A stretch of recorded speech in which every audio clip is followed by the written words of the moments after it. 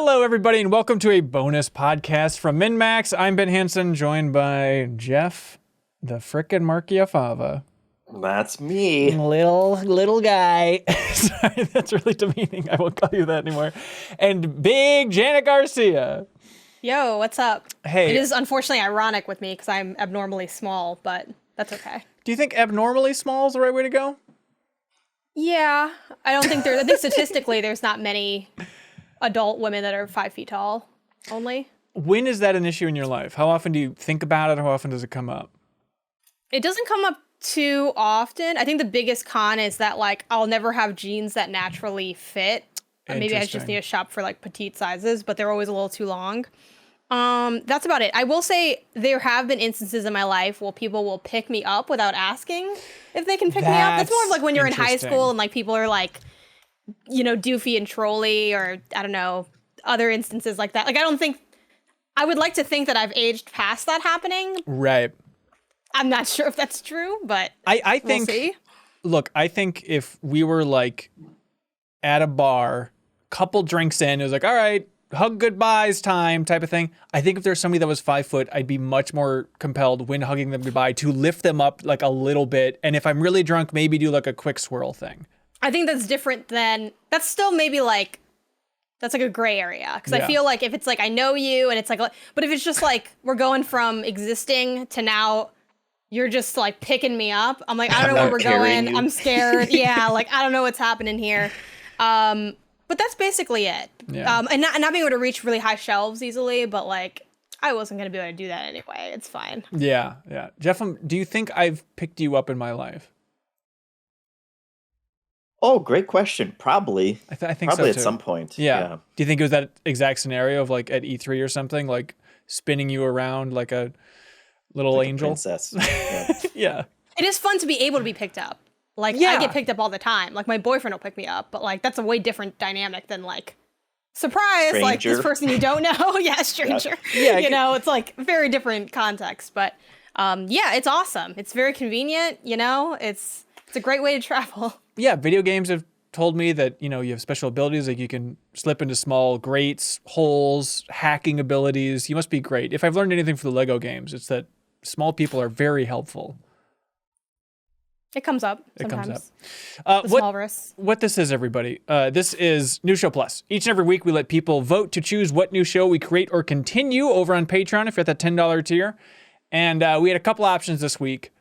I thought one of them was going to be a real contender, which was playing a bunch of Sonic games with Sarah Pozorski. I thought, well, this is obviously going to win. I thought that was going to be the new Horse Girl. I know. And it would go on for, you know, like 10 weeks. I really thought so, but people said nay.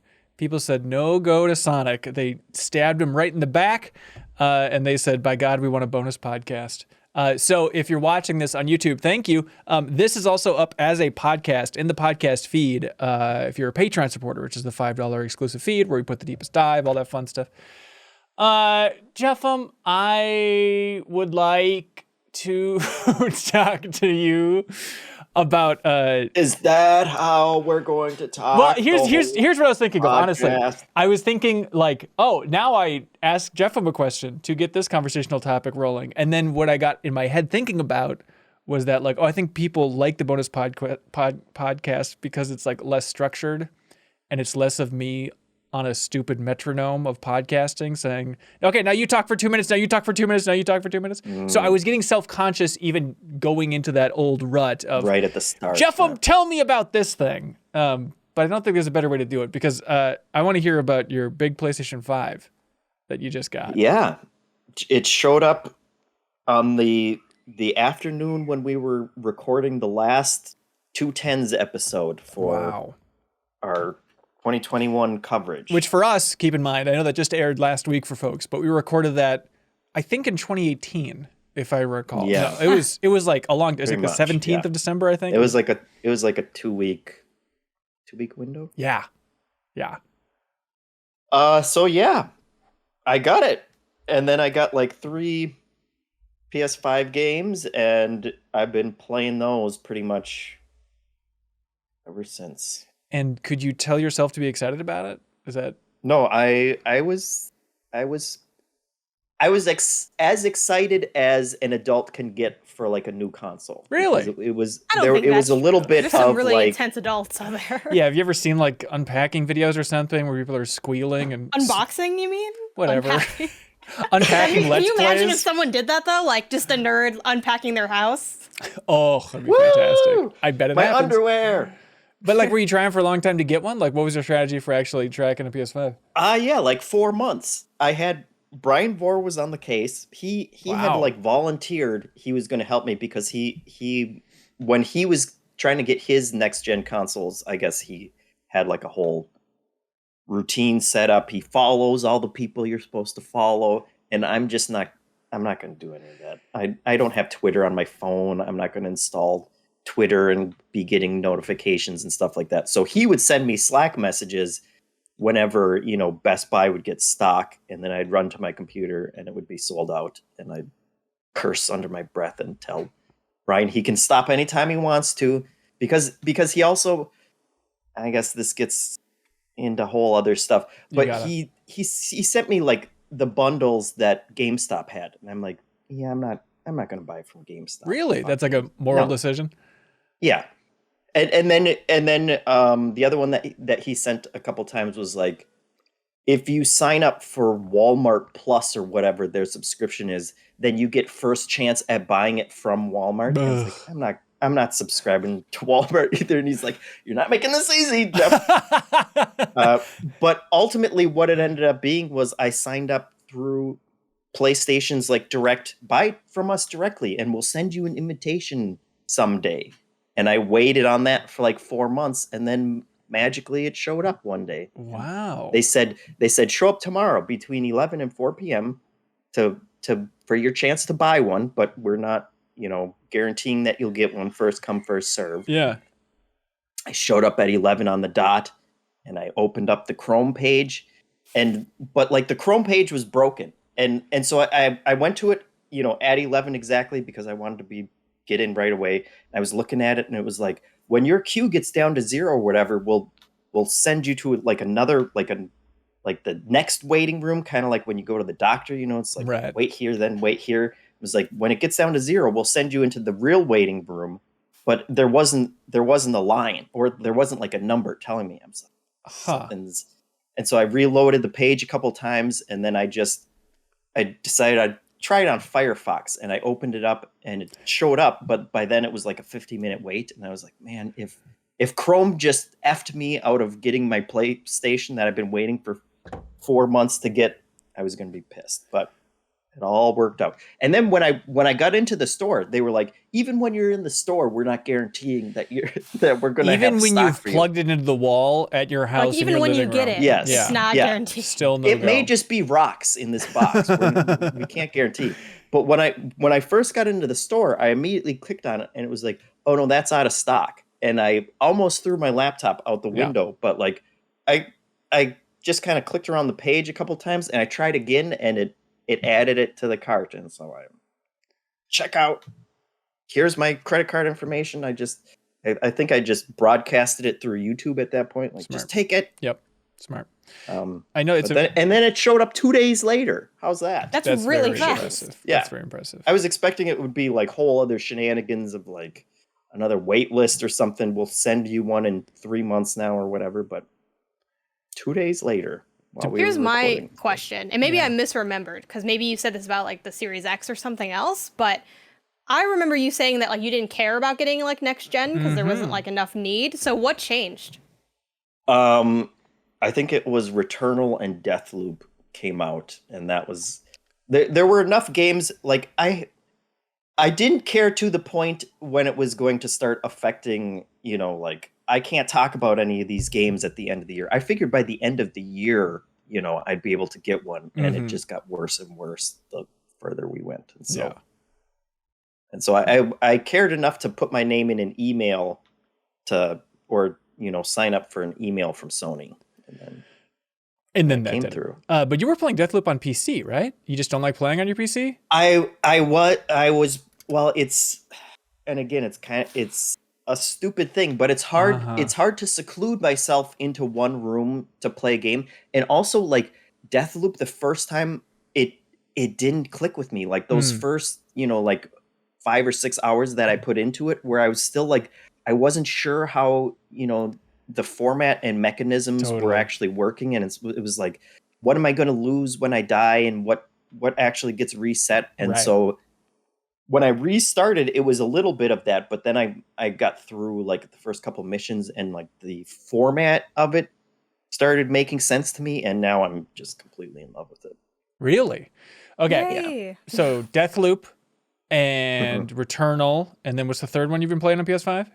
Ratchet and Clank. I figured I'd give it a shot because I've never played a Ratchet and Clank game. Ooh, and interesting. And it was intriguing in a weird way for everyone to be like, yeah, it's like popcorn. It's super great, but I mean, it's Ratchet and Clank. And I was like, well, I've never played one of those. And also I liked Knack. I was one of like the 3 people that actually enjoyed Knack. Sincerely, Janet, this isn't like a meme thing. I like Knack. Like in his heart of hearts, he's a Knack lover, and we gotta support him. The reason I laughed was because I've never played Knack, and I don't really know. All I know is that it's like a meme. That's all I really know. Hang about on, Knack, you co-host PS I Love You, and you've never played Knack? Yeah, get in line, Hanson. I got plenty of complainers like you. Just lining up. Sorry, I'll stop.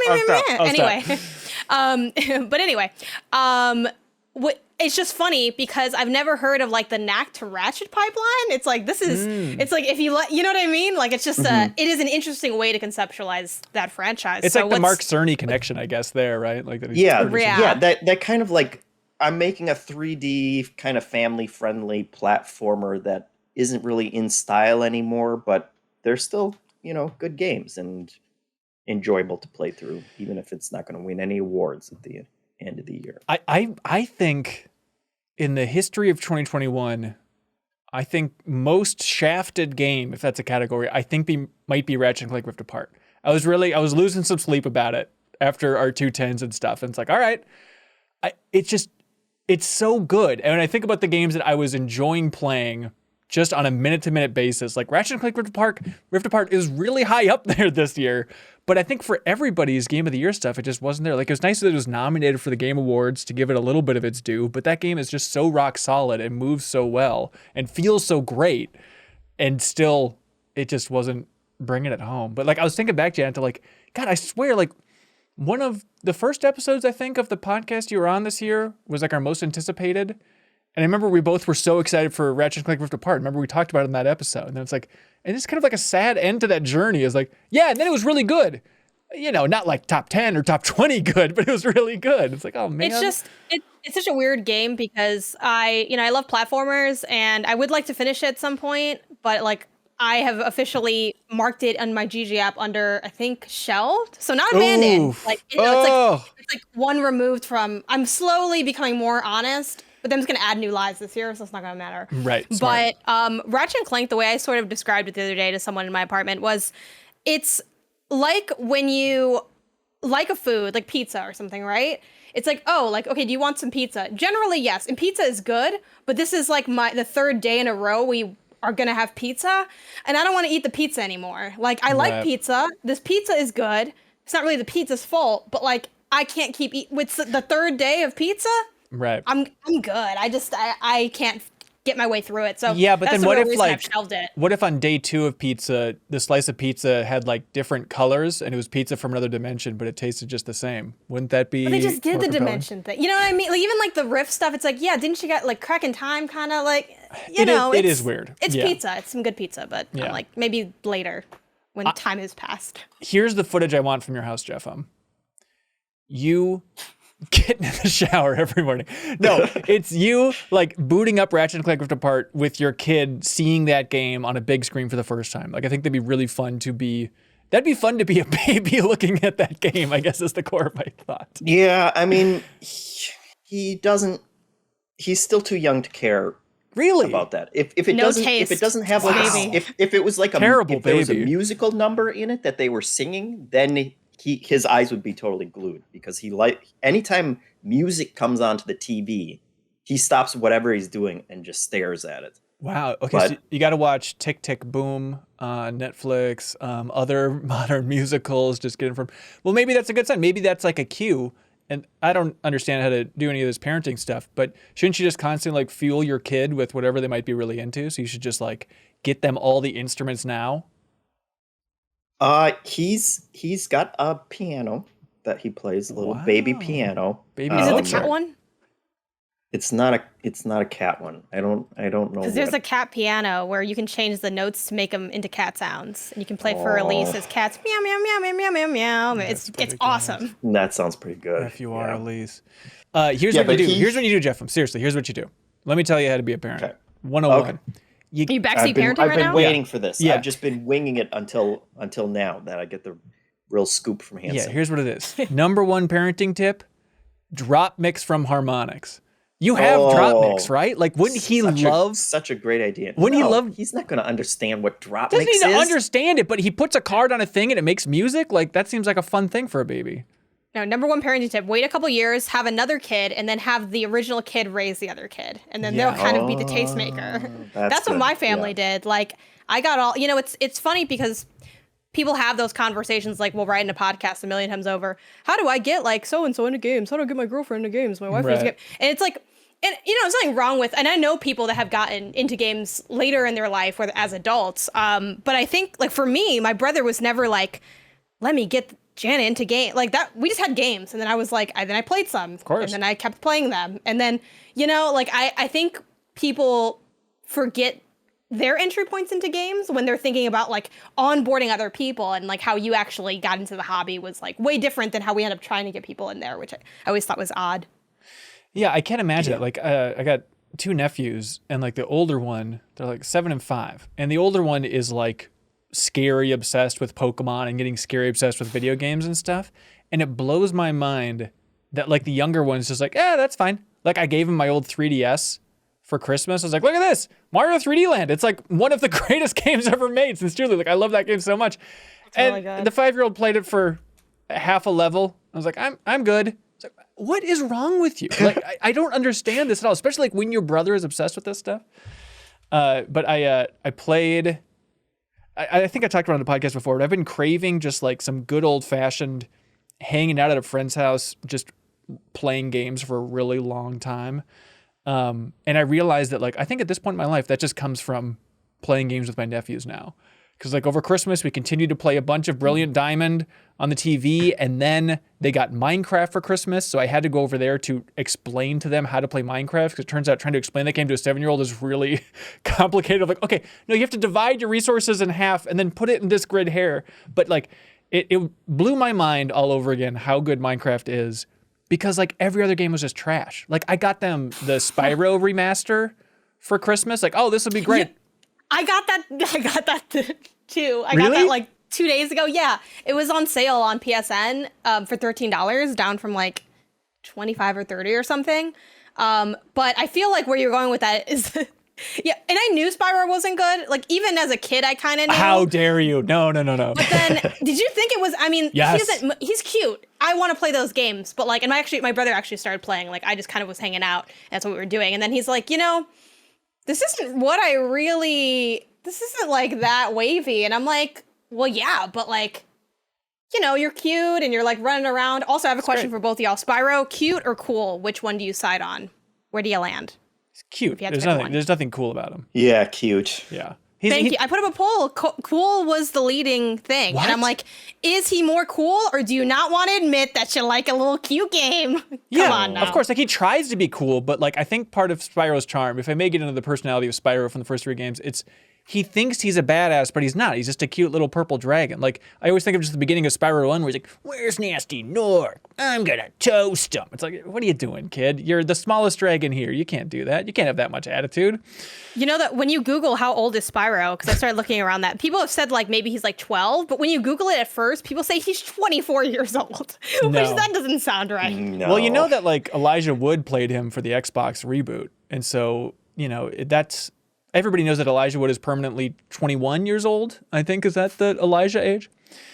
But, you know, the point I was getting at was just that idea of, compared to Spyro, like, Minecraft is just the greatest game of all time. It's like, here's this game where you can do a set amount of things and you can roast sheep. Isn't that fun? You can get little dragonflies and collect gems. And it's like, yeah, here's a game where it's just limitless adventure. You can build anything. And just like, it was so fun to see these kids lose their minds about simple ideas from Minecraft of like, what do you mean we can build a house anywhere? We can build a fort? And it's like, yeah, well, look, there's an abandoned pirate ship on the beach. Do you want that to be our house? They're like, what? Yeah, live in the pirate ship, live in the pirate ship. Like, no game can compete with that, where I can be scared of creepers at night and things trying to crawl through the windows of my pirate ship house. It's just the best.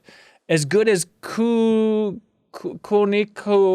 subscribing to us on Twitch. Thank you for the big sub. So are you playing Ratchet then, Jeffem? Yeah, until I got obsessed with Deathloop. Now I just want to play Deathloop. But I'm not abandoning. I almost said I'm not abandoning Spyro. I'm not abandoning Ratchet, and I'm not abandoning Returnal either. Thank you. I will continue to go back to it. Do you feel like you need more time for your top 10 games of 2021? Because now you're getting into some heavy hitters and finally knocking GTA Trilogy off that list? Oh, you haven't noticed that I haven't replied yet to your, I did notice your request for top 10 games? Yeah. If you want to wait till next week or something, that's fine. Yeah, you know, then give me another week. I'll figure it out. You'll finish all those games. Yeah, no problem. Oh, yeah. Well, good. Did you have like a wow moment with the DualSense controller or anything? Yeah, I messed around with Astro for a little bit while other games were downloading, and it's and this is like a 2-year-old. This conversation happened for everyone else 2 years ago, right? But I was still surprised by like the triggers and how you can kind of lock them in, because I asked you when we played Returnal for Goaty Hunt or whatever a year ago or however long it was, and you had mentioned that like you pull halfway to aim on the trigger, or like you pull halfway to shoot and then you pull the entire way to do like the special alternate attack or whatever. And I was like, I always hate when games do that because you always end up pulling the full way anyway. And I didn't realize that they could make it so that like you pull halfway and then there's a real like tension of clicking in that extra bit. And that was very cool. I gave it to my wife because I was like, okay, like check on the map. You see how it's like completely loose, like the trigger feels completely loose. And then in the game, like it's really tight, and she didn't care. I was like, well, that's what makes it next gen. That's why I spent $600 on it. So. Please just pretend to care. Is she at least like good at or trying to hone in on the like encouragement where it's like clearly this is hollow? Like, we'll do that in my apartment from time to time. Like really cool. She goes the more genuine route of like, I'm happy that you're happy with this. Like I appreciate your enthusiasm for this thing, and I'm glad that your new toy makes you happy. She just has that on a laminate and just hands it to you every time you're excited about something. She just holds it up. Yeah, I don't know what this means. Speaking of weird family stuff, Janet, I don't know what your life is. I don't know what's going on over there, but I'm part flattered and genuinely so weirded out by that idea of you gathering the entire family around to watch an old episode of Trivia Tower. Yeah. Because you messaged me over the break. I'm like, what are you talking about? That you were freaked out by it, which I think is funny. And I didn't reply to you on this thought because I just forgot to. And like, I don't know, I don't talk a lot in Slack because it's Slack. Sure. But I think it's funny that you're like, oh my God, that's so stressful. I'm like, Ben, there are literally like hundreds of thousands of people watching you all the time. We have 117 people here right now. Like there's like, but you're like nervous about someone who just plays games. But I think it's something, there's something different about like everybody watching it on their phones or everybody sneaking it up on another monitor at work. Thank you everybody for watching us live. But if the idea of these 109 people or whatever watching us live on Twitch, if they were all gathered in one room looking at a screen, like that is weird. There's like an extra social pressure element to like a group viewing because I think there's more opportunities for like. I'm gonna stress you out more then because we did this. Oh no! On New Year's Eve, like that was how we led into the new year. No, oh my God. No. So what happened was, it started with like we were just hanging out, and like for New Year's, even pre-pandemic, it's always been very casual for me. I very rarely go out and do stuff on New Year's Eve. The only time I've really done anything substantial was one time I went to a Black Keys concert with my family, which was super fun. Loved ringing in the new year with that. I like that band a lot, so it was a really good time. Though I was there, I did think though, man, it kind of sucks that they're working on New Year's Eve. Yeah. So that, once you take that thought out of your mind, you can just enjoy the show. But I'm like, but usually we just chill around. So like, we'll just either make something light, or we might even just order a bunch of food. So that's like less of an intense cooking time. And then we'll like maybe just throw on some movies, and, we drink a bit, maybe we play some games. Like we just kind of play it by ear, and we're just hanging out together in the living room. So we were just having like casual conversation, and my brother, all of us game, by the way, like there's, except for my dad, who like isn't around as much because he's just kind of like really introverted. And then he like works the overnight shift. So he sleeps a lot in the day. And then like he kind of just passes through and does his thing. But like I game, obviously, my brother is a gamer, his fiance is a gamer, and my boyfriend's a gamer. She's probably the most casual of everybody because she only plays like a couple games, but she like goes hard as hell when she does play them. Like she's the type to like, she's like, oh, I really like Breath of the Wild, and she's put like hundreds of thousands of hours into it. Or like, oh, I like Binding of Isaac, and she like plays it all the time. Like, she'll go like super intense on it when she decides like this is a game I like that's good. Like she'll just hone in and play for like 8-10 hour shifts. Like I can't do that. I'd get tired, but that's kind of how she exhibits her passion for games. But my brother was bringing up stuff like, hey, like, what game do you guys think I just beat? And we ended up playing like 20 questions with it. And we know his like gaming taste and stuff too. So it'd be like, okay, well, is this an Xbox game? Is it a Game Pass game? And we were playing that here and there with like random tidbits. And then I was like, oh, if you guys want, we could put up Trivia Tower. Cause me and my boyfriend had watched it a couple times. Just like casually. I'm like, I think I either want to check it out just to check it out, or maybe before I went on, or maybe because sure. I didn't want to see Greg's episode. I just wanted to check out the content. And we like played along, and it was really fun. So we've done that a couple times with a few episodes. So then I did that again with like my family, and of course we all sucked, and the chat was like doing amazing as always. But it was fun. And I pulled up Kelsey's episode because we all know Kelsey. Like everyone that I named like went to Kelsey's wedding and stuff. Like we know her, like we've hung out with her, like she's a friend. Really? How big was her wedding? That seems mind-boggling. Well, she, it was one of those things where like I was invited, and like my brother was invited with the +1, and then I get a +1. So though it was pretty, it was pre-pandemic time, so it was sizable, like bigger than some of the ones I've been to, but not like thousands of people in a garden or something like that. It was, not crazy, but yeah, that's what we did. And we didn't finish it because then we just started drinking and doing other stuff. But yeah, that was one of the things we did toward the end of the year. That's very sweet. And then they like were like talking to me about what's this, and like that, asking about the layout and asking about what things are, and yeah. Yeah, this is before we had a kind of redesigned layout for Trivia Tower and stuff. But I think that was also, God, that might have been like the second episode or something. And so I felt like I feel like the rules were really squirrely back then. It was before we locked down like the one typo rule and stuff like that. So I'm sure there's a lot of moments of I was wondering, that makes sense because like y'all had these conversations on it, and I remember saying to my family, I'm like, oh, I wonder why like this is, because like it's a pretty clear cut rule, but yes, you didn't have it yet. So that makes sense. It was all over the place. What did you play over the break, Janet? I played a lot of Horizon Zero Dawn. I feel like my thing on podcast is props, so I stole this from my boyfriend's background, which he now returned to the room and knows I did. The Thunderjaw, the Funko Pop of one of the dinosaur monster. That's a Funko Pop? Robots. Yes, it's a giant Funko Pop. It was GameStop exclusive. Sorry, Jeff. But yeah, there you go. I know, I'm one of those. And I also played a bunch of stuff on my backbone, including Horizon Zero Dawn, because I did the remote play on the PlayStation and tried that out. Yeah. So yeah, I mean, it was pretty fun. With Horizon, it's my first playthrough. I'm trying to platinum it. I'm doing everything. It has been a long time since I've loved a game this much. Really? Yeah, it's fantastic. It really solidified that like open world games don't need to be subpar in certain spots. Not that it doesn't have flaws. It definitely has flaws for sure. But I'm like, oh, this is how you do an open world game, right? Because I've done, plenty of open world like in the last couple of years with like Far Cry and like Ghost of Tsushima. And I'm like, yeah, this is like, for me, it just reinforced how clear cut it was when you like know how to rock that genre and when you made a game in that genre. Well, also, I mean, it's crazy to think about the fact that it's Guerrilla's first open world game as well. And that I thought for sure that they're going to whiff it hard in one area at least. And like, I was like, I think the story is going to be a little dopey, but it's like, no, it holds together well. Like they really did such a solid job. That studio is unbelievable. Is this, that's got to be one of the best examples of a developer going way out of their wheelhouse and actually pulling it off.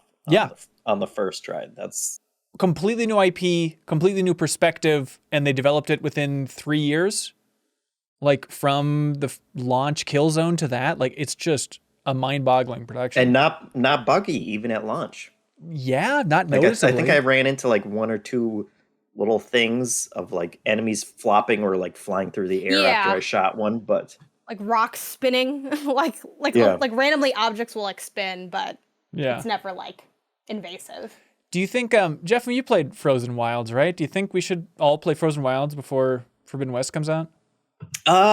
If you want more Horizon before the next game comes out, I don't think it's essential, but I enjoyed going back to it. I can't remember a ton about what was, like exclusive to that expansion and whatnot, but I remembered going back to it and being like, oh yeah, this is why I really like this game, and it gave me more stuff to do in that world.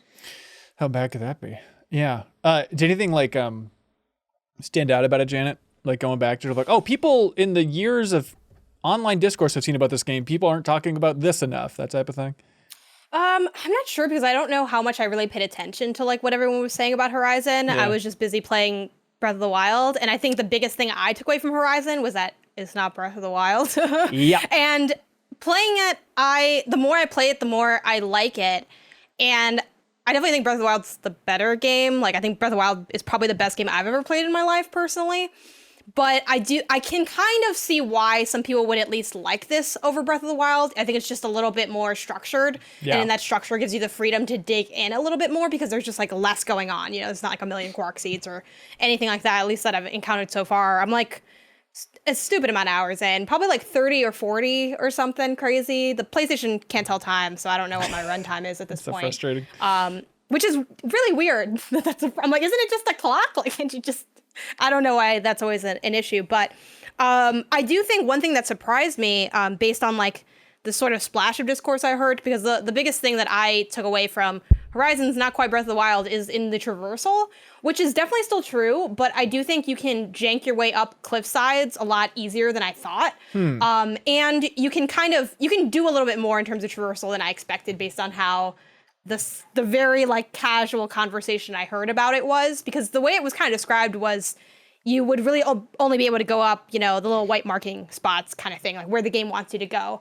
And they do have that, but like I've definitely been able to just like jankily jump my way up like a cliffside and like up a river and then like up here and then there's a bunch of Glenharks and then you're like, oh my God, I didn't set up for this. Now you're quickly doing the traps and everything. So yeah, I was a little surprised by how good the traversal was, and I'm really excited for that glider. I literally was playing the other day and like my boyfriend was next to me. He loves that game as well. And I was like, but just wait till I get this glider. I won't take that fall damage. I'm just gonna swoop on through. I'm sure the glider will have like time limitations or something at least. I'm guessing it's probably gonna be something that you're gonna be leveling up and upgrading. Because they talked about on the blog most recently that they're gonna have more skills than they did in the last game, which is kind of wild because they already have a pretty robust skill tree, I think. But yeah, I'm loving my time. I'm doing everything. I'm like shooting some rats. I'm like upgrading all my stuff. And I'm almost running out of some things to do where I'm like, okay, I guess we're just going to do the main quest now soon. Cause I'm like crazy over leveled. I'm like level 40. All my weapons are purple. Like I have whatever outfit I want. I'm just buying outfits just to spend the parts at this point. I'm constantly running out of resource space. Like I'm getting all this money. I'm like, I don't even know what this money's for. I bought like a thing that does nothing the other day because I'm like, maybe this comes up later. Like you can buy like useless baskets, like specialty baskets or something. What? I don't know what that's for. I'm not looking up that much stuff except for like every now and then I'll do a quick Google for something like, I think I looked up like, can you override corrupted machines? Just because I'm like, I don't want to try and then get killed. Yeah.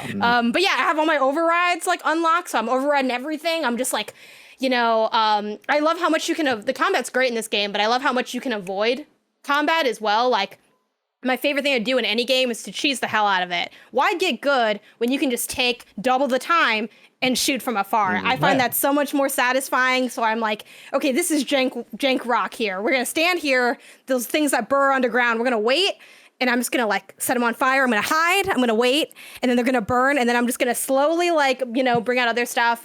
It's been fun like learning all the systems. Like I'm just having such a good time with this game, and I'm so excited for the next one. I'm trying to wrap up my playthrough because we're doing some content with PS I Love You, and then also I know that the next one's around the corner, and I want a little bit of time. If I'm lucky enough to get code, I don't know when that would come in, so I'm trying to kind of wrap up what I'm doing here. But it's been a blast. It is crazy that it's coming out in February, like next month. We're gonna be playing that, and in theory, Elden Ring, Jeff, from the game you said it was never going to come out. It's actually going to come never out. Coming out. Still don't believe it.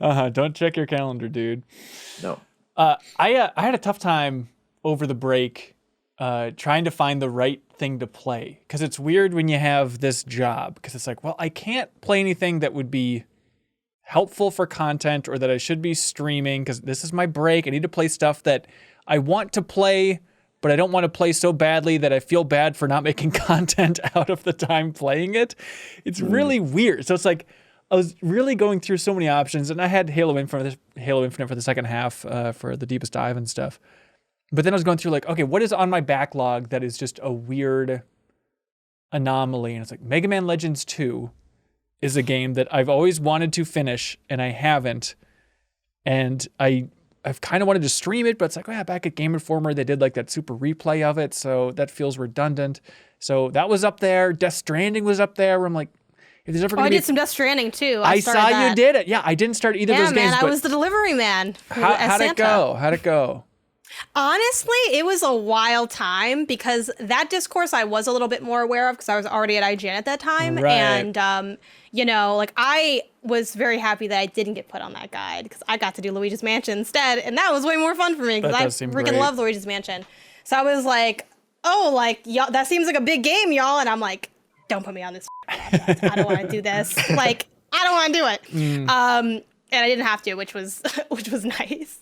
But I did have the game for some time. I even paid for the upgrade, because I just wanted the upgrade, because I'm like, I just feel like it's such a, I don't know. I didn't want to play it on my PS5 without the upgrade. So I dropped $10 for a game I didn't even know if I would like or not.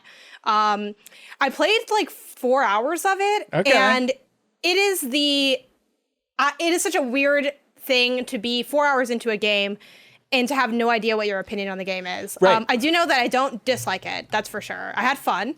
Oh. But it's so early that I'm like, I don't really know. Like, I feel like I haven't really seen what it is yet. So I don't want to say like, yeah, it's awesome. Like, go play it. But I'm enjoying like the goofiness of it. It has like, I think the story was well integrated too. Like, it is a lot of cutscenes in the beginning. I was like, there's the people in the worms in the caves that Ben told me would happen. President Mom, like I forgot that was a thing. So I was like, that's weird.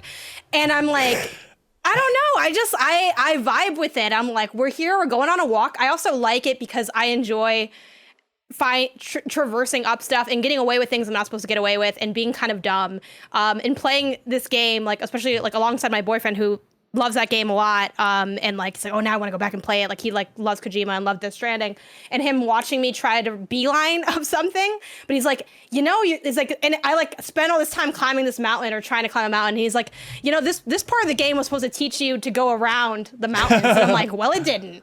Well, it messed up then. It failed, because I'm just out here like climbing up things. I'm holding down the triggers. I will say I'm not sure how I feel about how much of a quote unquote walking sim it is with the use of the triggers, because I do wonder if holding down both the triggers makes me the most stable, and that's what I might be inclined to do for the entirety of the time, even though I know it makes you slower and maybe lowers your stamina. Is that like a meaningful input to require a player to do? Like, is this enhancing anything really, or is it just annoying? Don't know where I land on that, but yeah. I liked doing deliveries. I got to pick up the packages. Someone left me a ladder. I was like, thumbs up to the ladder. Like, I had a fun time. I don't know if I'll continue with it, but it was interesting. I think at this point I might have to check it off. If I had a spreadsheet, I think I would check it off, because like there was no better time in the world than this break for me to finally get back to Death Stranding, and I just could not do it. But like I'm down for the weird, solemn, bizarre walking simulator nature of it. But I remember what turned me off, and this is so finicky, but it was like just the UI. And like, I love Metal Gear, but terrible. Still just like seeing like the grid, just wall of data. I was like, I just hate, I love Metal Gear, but just like the Metal Gear Solid 5 grid UI always is just overwhelming and kind of gross to me. So if it could present it in a more elegant way, maybe there's something there. But I played a fair amount of Age of Empires 4. So nice. Hey, that was a good time. We all had a good time with that. But then Jeffem, we got this new tabletop game, which it was mentioned in the interview I did about Dustbiters. Those developers were like, yeah, we're playing a lot of this game called Time Barons, and that's what kind of inspired us to make Dustbiters. I was like, wow, I got to check out this Time Barons game. Have you heard of Time Barons, Jeffem? I don't think so. Okay, it might be a little bit up your alley. So I got it, even though it was out of print, so I had to get it on eBay, and it was like $70 or something. But it's like, well, let's give this a whirl, and have really enjoyed it. Like my fiance and I are always looking for good 2-player games, and this one you can play as 2 players, and it's really fun. But then you can also play up to 4 players, and the part that I'm really excited about is you can also play teams then with 4 players. So you can team up and you can like trade resources between each other. But it basically is an RTS. Like it feels like Age of Empires, which I didn't even know was going into it. But like you get cards, setting down cards, building units, building different buildings that have different abilities, and you're trying to attack each other's people. Basically, it's a version of, it's like a card-based Risk. I don't know. It's a complicated thing. But then the cool thing is you can also use your turns to level up where you're at. So it's like 4 different card decks, like level 1 through 4. And the whole idea with Time Barons is you're traveling through time or something. So like each level up that you choose that you can get to with a new card deck, it's like more advanced tech. Until by the time like the Age 4 stuff is just crazy sci-fi stuff, which is so much fun. Because somebody's like, oh, I just got a barracks and I'm charging you with a bunch of people. It's like, okay, well, I leveled up to level 4 and now I have a death ray from space that is just blowing you to kingdom come. But then looking into this game a little bit more, it's out of print, which is frustrating. They do have on their official site, they just put all the cards up so you can like print them and play on your own. Is that a common thing, Jeffem? Just here, have this game for free? Print and play is an idea in the board game world that's pretty common. It's usually published, like publishers or designers don't do that too often if a game is out of print or something like that. Okay. But then looking it up online, the crazy thing is the game was co-designed by Derek Yu, the Spelunky designer. And of course, Part-Time UFO, that's not out yet. Hang on, you're thinking hard, Jeffem. Yeah. Is it Derek Yu or was it Time Barons? Yeah. Now you're going to make me look up Time Barons. Yeah, please do. Because I was shocked. Like I looked at the box, I was like, Derek Yu, that can't be Spelunky Derek Yu, is it? But as far as I can tell, it is. Like he was tweeting about it years ago, back when the game was coming out. Yeah, it is. Yeah, so hey, if you like Spelunky and you like tabletop games and you like RTS games, I definitely recommend Time Barons. It's a good time. Do you play any card games, Jeffem? No, we were going to when we went to my wife's family for Christmas, but then her brother got COVID like right before, and like he kept testing positive, and we were like, we'll just wait until January. We're gonna do it sometime next week or something. We still have a bunch of presents, so Christmas isn't over for us yet. But yeah, can you explain how your copy of Dustbiters that I Am 8-Bit was generous enough to ship to your house was sitting on your porch for 2 months and you didn't see it? That you sent me, I felt super bad. Well, okay.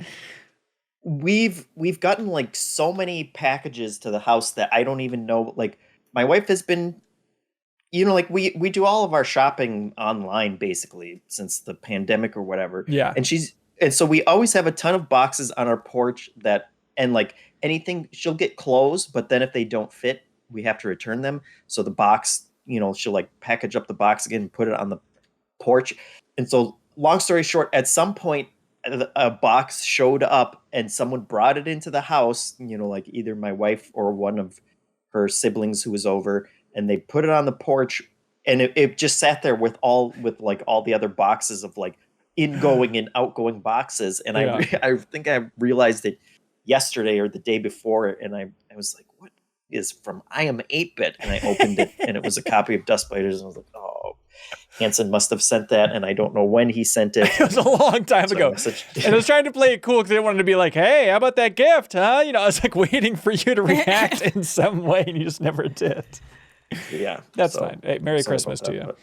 Yeah, I look forward to playing it. You should. It's now that I realize I have it in my house. Yeah, it's snuck in. By the way, Super Nintendo is totally right. I said part-time UFO, which is the HAL game. The other game I was thinking of was UFO 50.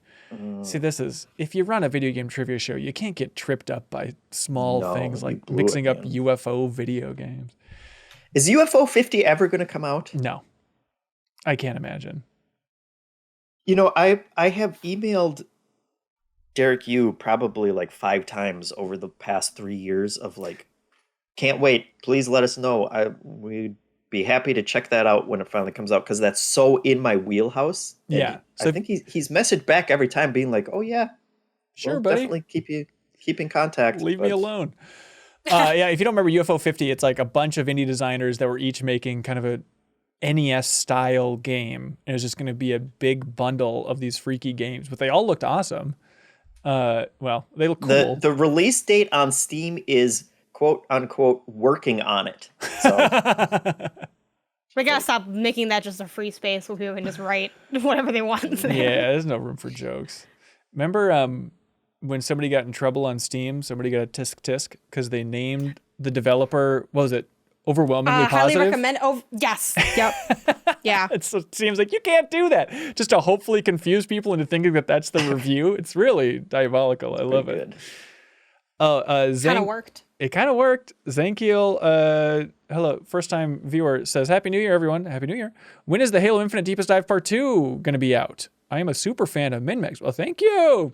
It's going to be out right when this stream ends. So if you're listening to this in the podcast version, it should be also up in this podcast feed or also up on YouTube. It'll be going up any second now. But thank God for Wade Wojcik on that, Jeff. Yeah.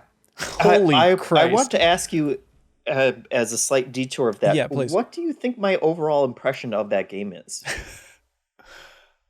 Based on talking about it for 300 hours or whatever? 4 hours, yeah. Very warm. Yeah. Where are you at? I ended up liking a lot, but after our conversation yesterday, I was like, did I come off as like just hating the last half of that game?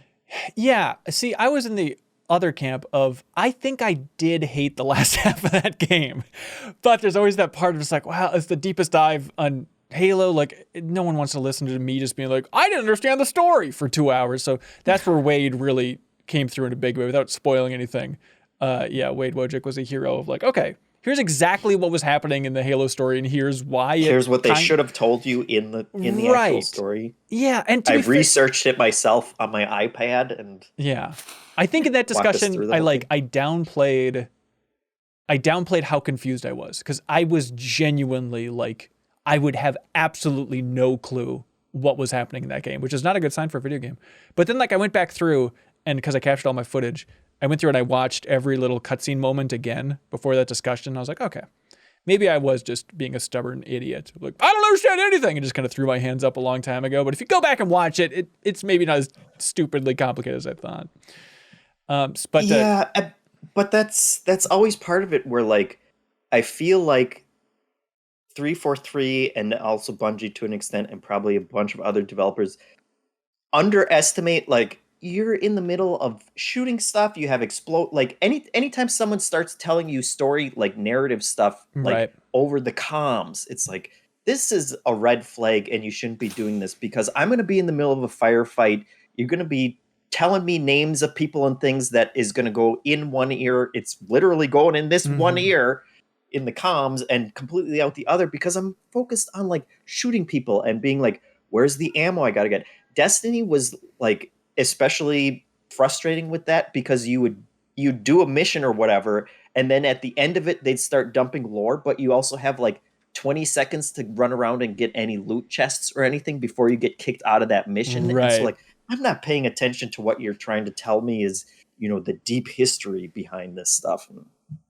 Yeah, and I think it's also that problem of, and this isn't the deepest dive part 3 on Halo Infinite, but it's that problem of when so much of like the hologram stuff I think is so pointless. It's just, I really hate you, Master Chief. I'm going to kill you so hard. And it's him monologuing for,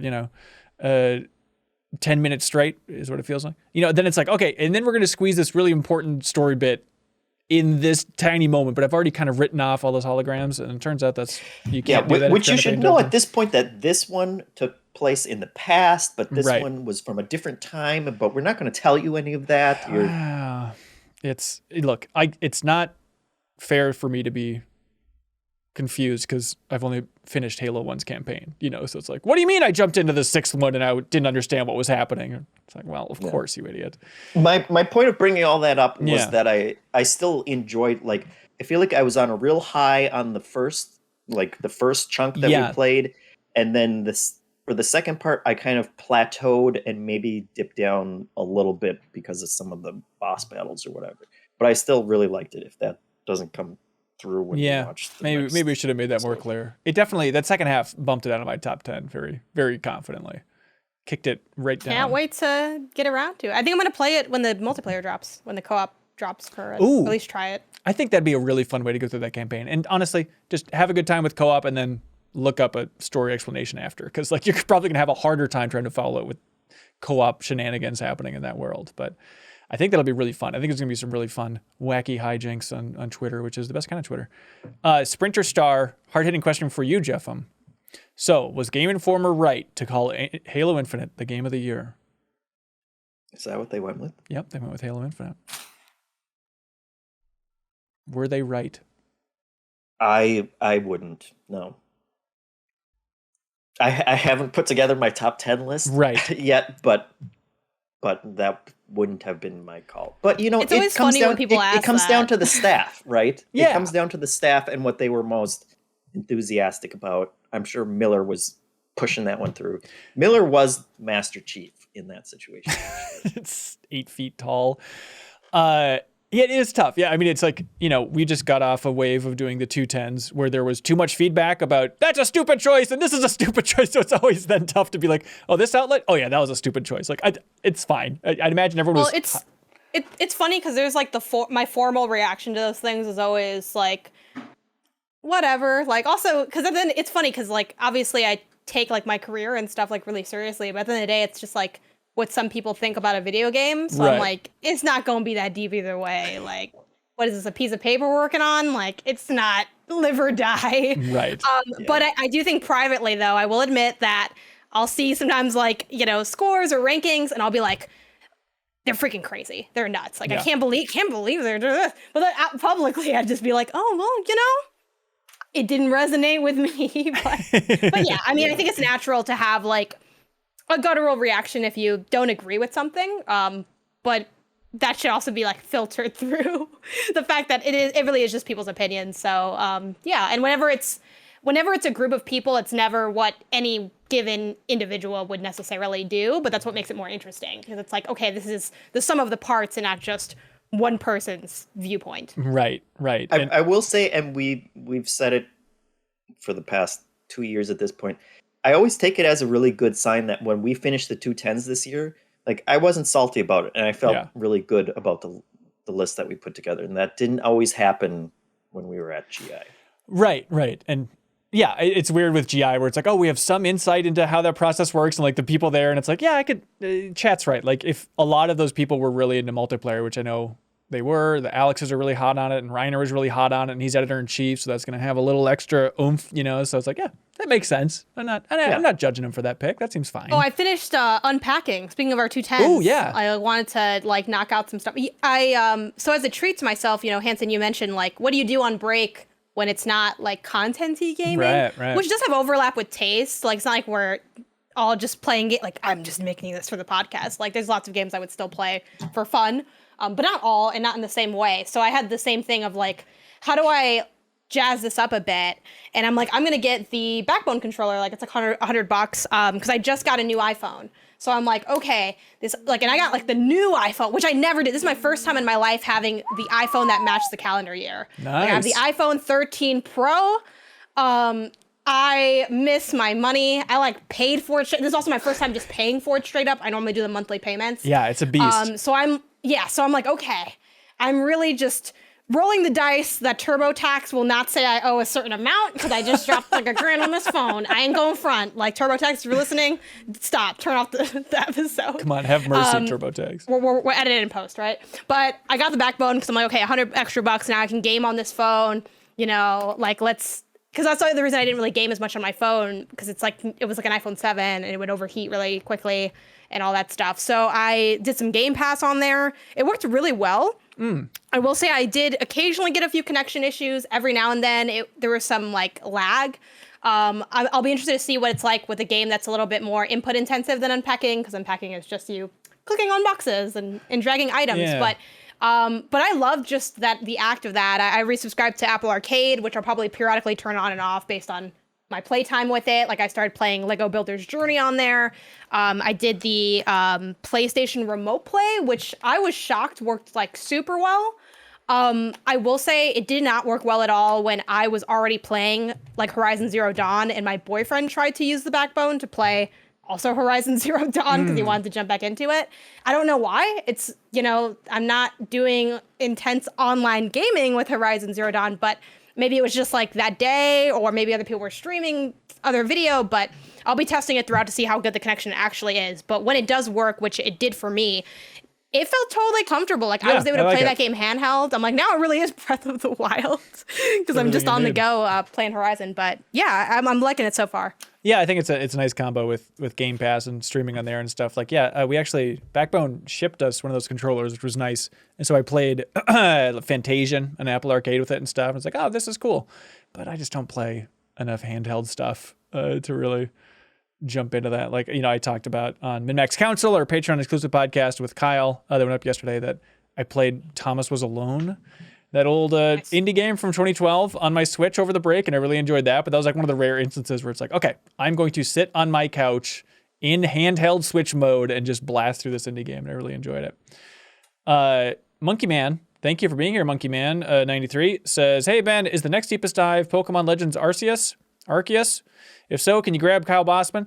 I don't know. We talked a little bit about this in like the Monday meeting about like, there's a couple deepest dive options that we could do. Both of them are, all of them are tricky in their own way. We have an open world game with Horizon. We have Pokemon Legends, which is open-ish, but we're confused about the structure a little bit. And then Elden Ring, which is obviously the most hype choice, but at the same time, the most complicated choice for how do you structure that and what's the stopping point.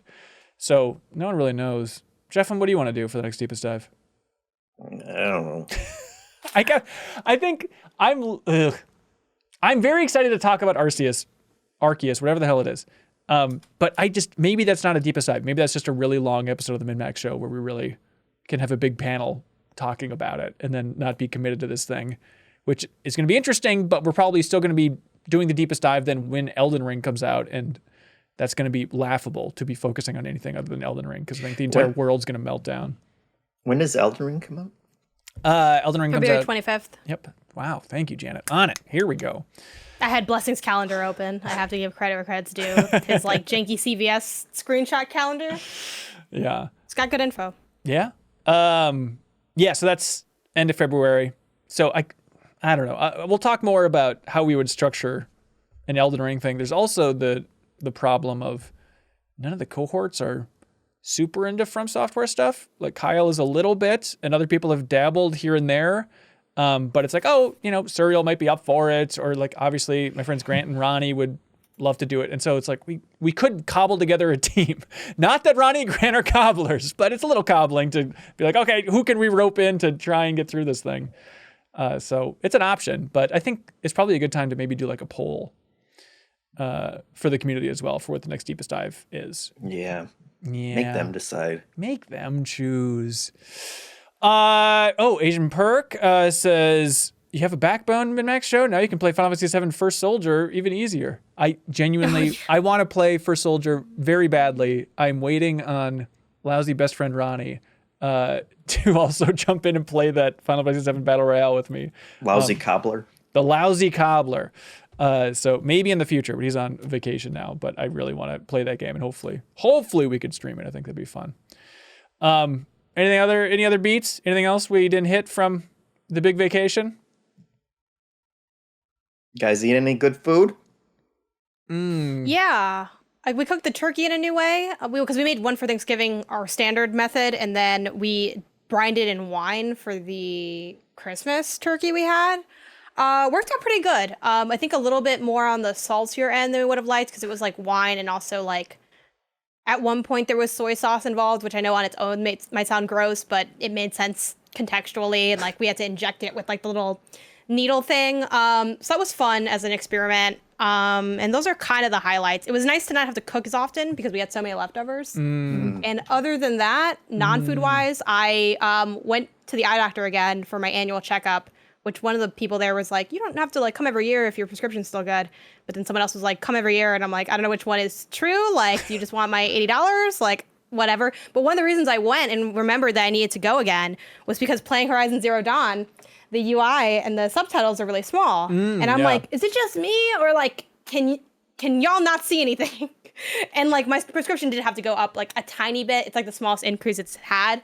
But I'm excited to have my new eyes for Horizon for Forbidden West. Yes. Yeah. It's that and Frozen Wilds. The naming in the series it's very tough. Is a mess. It's a problem. Yeah. Yes. It'll be like a 4K upgrade for your freaking eyes, Janet. That's pretty cool. It's just like everything's gonna be like I'm seeing stuff. It's the rumbles there. It's gonna be a whole immersive moment. Did you guys see the news story that they made an eye drop for the other vision near like if you have trouble seeing things close up, you know, like what you use reading glasses for? Yeah. Mm-hmm. They just like the FDA just approved an eye drop that you put in every day, and for like 6 to 8 hours, it like focuses your eyes, and you don't need reading glasses. Shut up. I'm looking forward to that in a couple of years. That's nutso. That can't be right. You must be mistaken, Jeff. No. Wow. That is crazy. For our big Christmas feast that we have every year at my parents' place, it's a very specific thing. It's garlic bread, and it's steak, and it's artichokes, and then rice and seafood. It's just seafood. It's just like a weird cobbling together. So surf and turf. I guess it's a surf and turf Christmas. That's the way we like to celebrate it. Yeah. That sounds fun. It sounds like an Overcooked DLC. I like that. Yeah, it was just lovely. And then I put on 10 pounds over this break. I really just loaded up on everything. Yeah. That's kind of impressive. Thank you. Thank you so much. I've been working hard. Because this is, fun medical stuff. But I have like really poor circulation in like my feet and hands and whatever.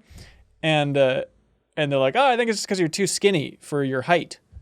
And it got to the point where like my feet are like getting blisters, and I went to the doctor, and they're like, yeah, it's because your feet are constantly cold. So your feet are like exploding with blood vessels. So I need to put on more fat and weight so that my feet don't fall off. So that's been my journey. I'm sure that's what they said directly. I'm paraphrasing these lousy doctors. They don't know. Yeah, there's some editorialization there, but we get the general beats. Jeff, tell us what the best thing you ate over the break is, man. It's our yearly tradition of Christmas lasagna. Christmas lasagna. We had at my parents' house, yes. My mom made it. It's the one time a year we can get her to cook a big meal for everyone. And the only time she ever cooks lasagna. Which made it, in my mind, it made it seem like lasagna is a really hard meal to cook. Right. And then, like, my wife and I, when we got married, we made lasagna a couple times, and it's like, it's not that hard. It's fine. It's not once a year hard. Right. It's involved, but it's not.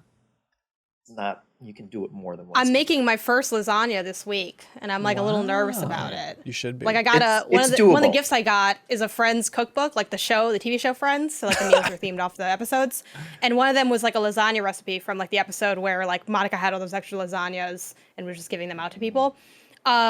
So we'll see how it goes. I did decide to because it's a long time, but a lot of that time is in the oven, so it's like it's really just a lot in the front end, and then you just cook it. I don't know how it's going to turn out. TBD, I'll let y'all know if it's nasty or not. I'm trying Which might not be the recipe's fault, but we'll see. I'm not making the sauce though by hand. I'm gonna do jar sauce. If we like it enough, I'll make the sauce by hand the next time. Nice.